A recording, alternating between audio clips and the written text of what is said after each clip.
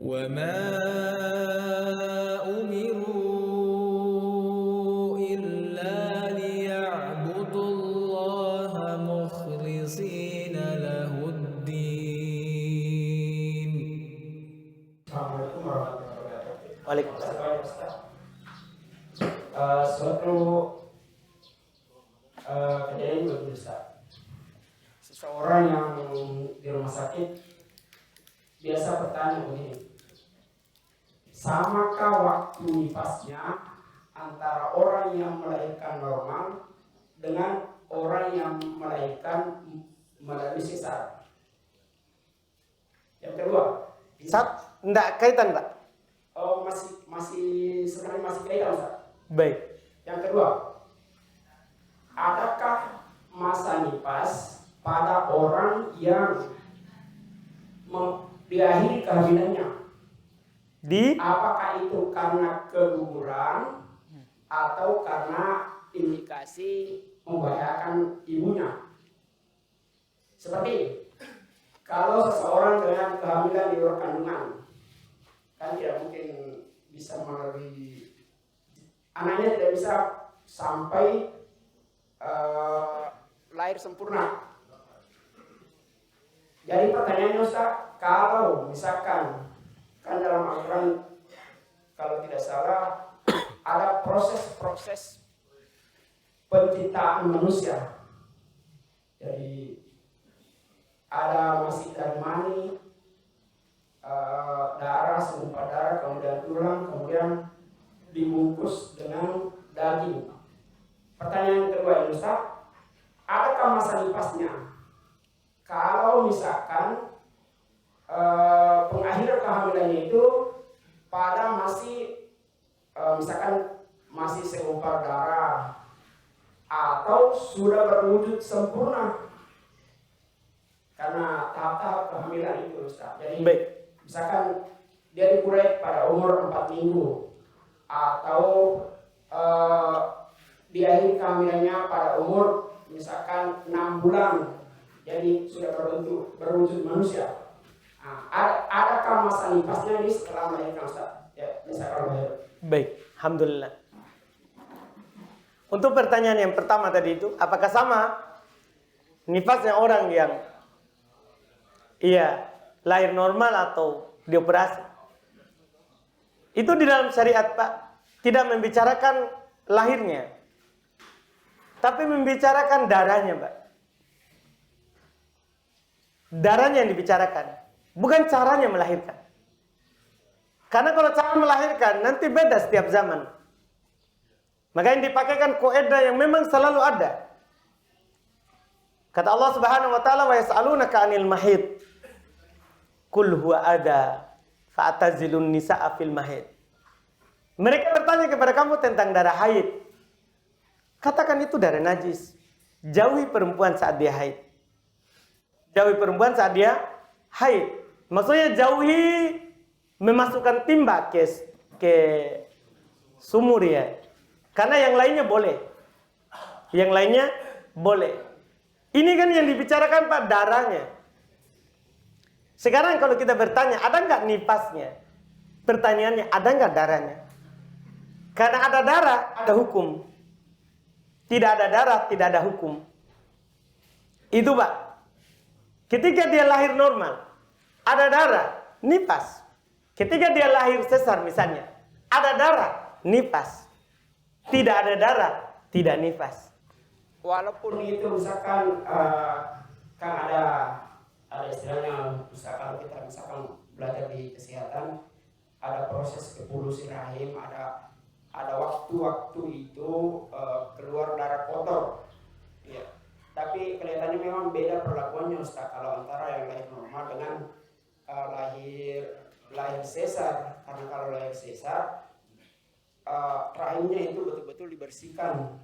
Jadi kalau misalkan Ustaz kalau belum cukup 40 hari ini sudah bersih, Enggak masalah Pak. Makanya saya bilang tadi, ilahnya darah Pak. Ketika ada orang lahir Pak, melahirkan, darahnya keluar selama 3 hari saja. Setelah itu tidak ada lagi, suci. Suci Pak. sudah boleh digarap oleh suaminya. Kalau tega, Pak. Berarti tidak mungkin tunggu 40 hari. Bukan, Pak. Itu terpanjangnya. Iya, Pak. Terpanjangnya itu perempuan. Kalau keluar darahnya, keluar terus, maka terhitung sampai 40 saja. 41 itu sudah suci, walaupun masih ada darah. Terpanjangnya itu, Pak. Terpendeknya tidak ada batasan. Seperti itu, Pak.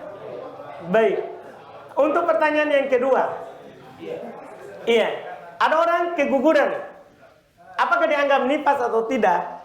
Tergantung, Pak. Kalau dia umurnya 3 kali 40 hari, 4 bulan, Pak, maka keluar setelah itu, setelah 4 bulan, 3 kali 40 hari, maka nifas, Pak, hitungannya. Kalau keluar sebelum itu, bukan nifas, Pak, dia dihitung darah rusak, darah istihadah. Tetap sholat, tetap puasa, tetap boleh bagi suaminya untuk bercocok tanam. Seperti itu, Pak. Jadi dilihat umurnya. Alhamdulillah. Bisa kalau Baik. Apa tuh? Ibu yang bertanya lagi. Silakan bapak yang jengkol putih, baju biru, hitam. Assalamualaikum warahmatullahi wabarakatuh. Waalaikumsalam. Jadi pertama Ustaz, saya tadi bantu jawab terkait dengan pertanyaannya yang poin sepakat tadi Ustaz. Iya. Terkait dengan Ahsan. Ahsan itu pernah saya baca bukunya Ustaz terkait dengan soal jawab. Itu dia tokoh tesis Satuan Islam Indonesia. Oh, Hasan yang tulis nahwu itu ya? Betul, iya Ustaz. Zakaria? Iya. Aceh Zakaria? Oh, baik. Jadi dia punya putra juga melanjutkan, itu Akadir Hasan, Abdul Qadir Hasan. Nah, sebenarnya tadi saya tidak mau bertanya Ustaz, tapi karena teman Pak Bola tadi ini menyampaikan terkait dengan Hasan.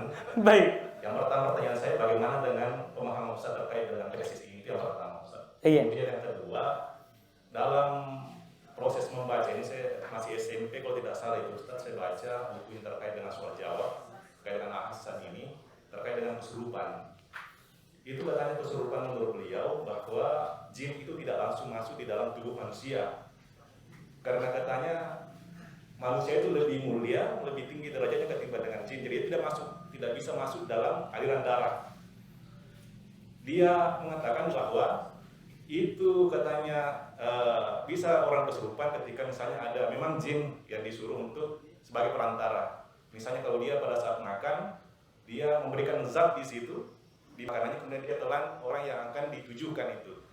Jadi itulah menurut pemahamannya dia, Ustaz. Jadi jin itu tidak langsung masuk ke dalam rongga darah manusia kemudian langsung kesurupan. Dia melalui zat, karena katanya manusia itu lebih tinggi derajatnya ketimbang dengan jin, itu tidak bisa masuk. Itu sampai dari SMP Pak Ustaz, sampai sekarang saya masih memegang itu. Mudah-mudahan Pak Ustaz bisa memberikan penjelasan. Saya juga ngefans kemarin dengan Hasan ini. Baik. Assalamualaikum warahmatullahi wabarakatuh. Waalaikumsalam warahmatullahi wabarakatuh. Berarti dengan itu, Pak, terbongkar. Iya. Dengan itu, Pak, terbongkar kesalahannya tadi yang kita tanya. Itu adalah jelas pendapat salah, Pak. Keliru. Iya. Keliru sekali. Itu menentang hadis. Menentang hadis. Kan Nabi SAW menjelaskan bahwa jin itu, Pak, yajri min bani Adam majrad dam. Jin itu kan jalan, ada di dalam Bani Adam sejalan dengan darahnya. Sejalan dengan darahnya. Bahkan di dalam Al-Quran, Allah Subhanahu wa Ta'ala katakan, ya, terkait dengan jin, Pak, ya, dalam surat, iya, supaya kita tahu ayatnya, berarti nanti kita bisa simpulkan itu salah sekali. Iya. Disebutkan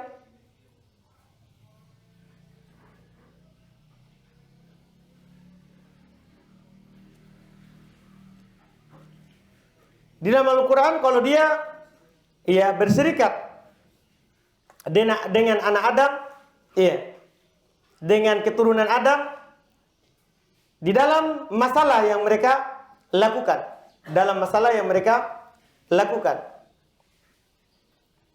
Ini ada ayat di Quran, Pak, di surat Al-Isra ayat 64. Yang mana Allah Subhanahu wa taala katakan, ya, terkait dengan jin, ya, dia bilang, Allah katakan wasyarikhum fil amwal wal aulad wa'iduhum wa ma ya'iduhumus syaitan illa gurura.